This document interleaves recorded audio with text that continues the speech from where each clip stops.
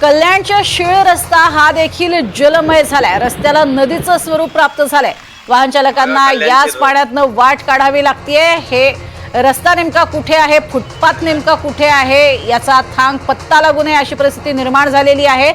या रस्त्यावरती प्रचंड मोठ्या प्रमाणात पाणी साचलेलं आहे आणि याच पाण्यातनं वाट काढणं हे अत्यंत अवघड आणि कठीण, कारण खड्डेही समजत नाहीत, रस्त्यामधला उंचवटा लक्षात येत नाही किंवा एखादा विजेची तार जरी पाण्यामध्ये पडलेली असेल तरी ती सुद्धा लक्षात येत नाही आणि त्यामुळे मोठा फटका हा बसू शकतो। आणि म्हणूनच जर गरज असेल तरच बाहेर पडा, अन्यथा बाहेर पडू नका असं वारंवार प्रशासनाकडून आवाहन करण्यात येत आहे। आणि एनडीटीव्ही मराठीच्या वतीनं सुद्धा आम्ही हेच आवाहन करतोय, जर अत्यावश्यक सेवेत काम करणारे असाल तरच घराबाहेर पडा, अन्यथा घराबाहेर पडू नका।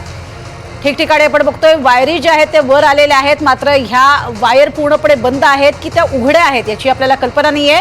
त्या जर वायर्स ज्या आहेत किंवा तारा ज्या आहेत तर विद्युत वाहिनी सकट असतील तर मात्र पाण्यामध्ये विजेचा प्रवाह हा पाहायला मिळतो।